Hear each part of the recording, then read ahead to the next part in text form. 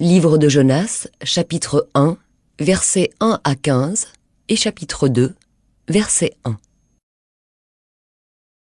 Un jour le Seigneur adresse cet ordre à Jonas, le fils d'Amittai. « Debout, va à Ninive, la grande ville.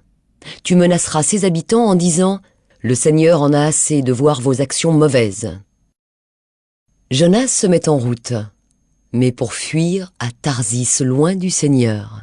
Il arrive à Jaffa, là il trouve un bateau qui part pour Tarsis, il paye son voyage, puis il monte dans le bateau pour aller avec les marins à Tarsis, loin du Seigneur. Mais le Seigneur lance sur la mer un vent violent, et la tempête est si forte que le bateau risque de se casser. Les marins ont peur, chacun crie vers son Dieu. Ils jettent à la mer tous les objets qui sont dans le bateau pour le rendre plus léger. Pendant ce temps, Jonas est descendu au fond du bateau, il s'est couché et dort profondément. Le capitaine du bateau s'approche de lui et lui dit « Quoi ? Tu dors ? Mais lève-toi, crie vers ton Dieu. Il pensera peut-être à nous et nous ne mourrons pas. » Puis les marins se disent entre eux « Pour connaître le responsable du malheur qui nous arrive, tirons au sort. » Ils tirent au sort et le sort tombe sur Jonas. Alors les marins lui disent « Notre malheur vient de toi. Dis-nous, qu'est-ce que tu fais ici? D'où viens-tu? De quel pays? De quel peuple es-tu » Jonas répond « Je suis hébreu et c'est le Seigneur que j'adore, le Dieu qui est au ciel, celui qui a fait la mer et la terre. » Puis il leur raconte son histoire. Les marins ont très peur. Ils disent à Jonas « Qu'est-ce que tu as fait là ?» En effet, maintenant ils savent que Jonas fuit loin du Seigneur. Ils lui demandent « Qu'est-ce que nous allons faire de toi pour que la mer se calme autour de nous ?» En effet, les vagues montent de plus en plus. Jonas répond aux marins « Prenez-moi et jetez-moi à la mer, ainsi la mer deviendra calme autour de vous. Oui, je le sais, cette violente tempête vous attaque à cause de moi. » Les marins rament pour rejoindre la côte. Mais ils n'y arrivent pas, les vagues montent de plus en plus contre eux. Ils prient le Seigneur et disent « Ah, Seigneur, ne nous fais pas mourir à cause de cet homme, ne nous rends pas non plus responsables de la mort d'un innocent. En effet, c'est toi, Seigneur, qui as fait ce que tu as voulu. » Puis ils prennent Jonas et ils le jettent à la mer. Alors la colère de la mer se calme. Ensuite, les hommes sont remplis d'un grand respect envers le Seigneur.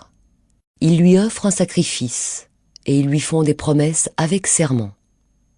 Le Seigneur envoie un grand poisson pour avaler Jonas. Jonas reste dans le ventre du poisson 3 jours et 3 nuits.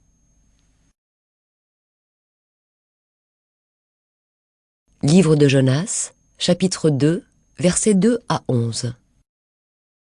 Dans le ventre du poisson, il prie le Seigneur, son Dieu. Il dit « Je suis très malheureux. Alors je crie vers toi, Seigneur, et tu me réponds. De la profondeur de la mort, j'appelle au secours et tu entends ma voix. Tu m'as jeté dans un trou profond au cœur de la mer, et l'eau m'entoure. Toutes tes vagues et toute ton eau tombent sur moi. Et moi je dis, tu m'as chassé loin de tes yeux. Pourtant, je veux revoir ton temple saint. L'eau m'arrive jusqu'au cou. La mer m'entoure. Des herbes s'enroulent autour de ma tête.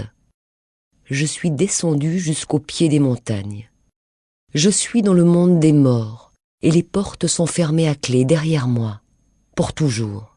Mais toi, Seigneur, mon Dieu, tu me fais remonter vivant de ce trou. Seigneur, mon Dieu, je vais bientôt mourir. Alors je me souviens de toi, Seigneur, et ma prière monte près de toi dans ton temple saint.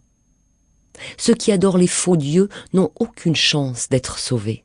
Mais moi, je chanterai ta louange, je t'offrirai des sacrifices.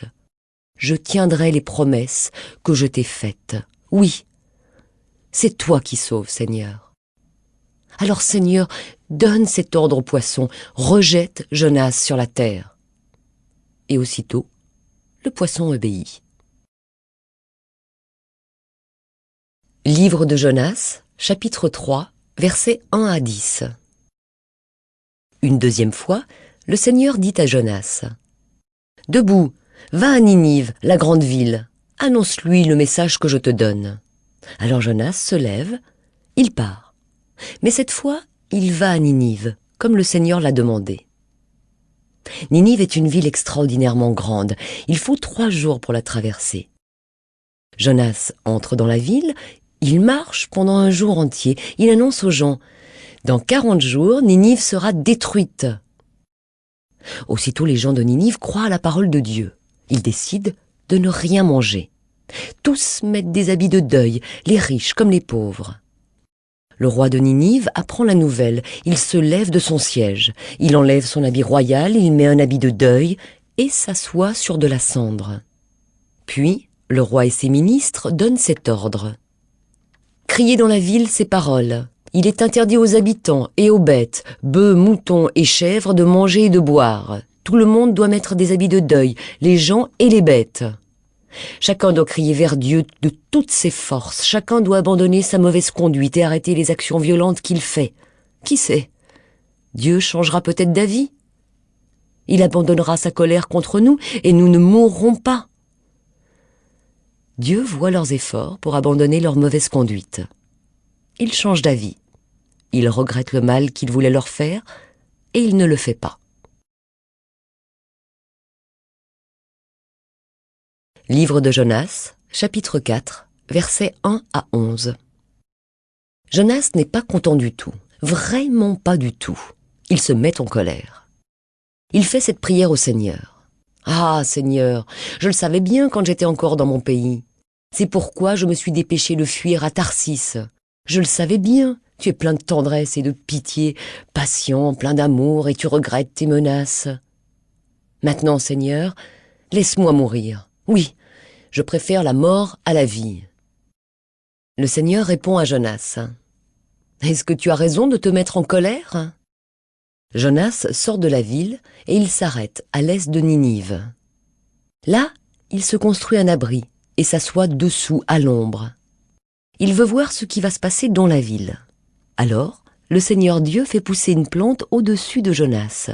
De cette façon, il aura de l'ombre et sera guéri de sa mauvaise humeur.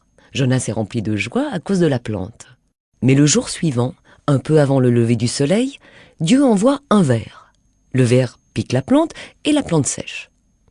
Puis, quand le soleil se lève, Dieu envoie de l'est un vent brûlant. Le soleil tape sur la tête de Jonas. Il va bientôt s'évanouir. Alors il souhaite la mort et dit « Je préfère la mort à la vie. » Dieu demande à Jonas « Est-ce que tu as raison de te mettre en colère à cause de cette plante ?» Jonas répond « Oui, j'ai bien raison de me mettre en colère et de souhaiter la mort. » Le Seigneur lui dit « Toi, tu as pitié de cette plante, pourtant elle ne t'a demandé aucun travail. Ce n'est pas toi qui l'as fait pousser. En une nuit, elle a grandi, en une nuit, elle a séché. À Ninive, il y a plus de 120 000 habitants qui ne savent pas ce qui est bon pour eux. Il y a aussi beaucoup d'animaux. Alors, est-ce que je ne peux pas, moi, avoir pitié de cette grande ville de Ninive ?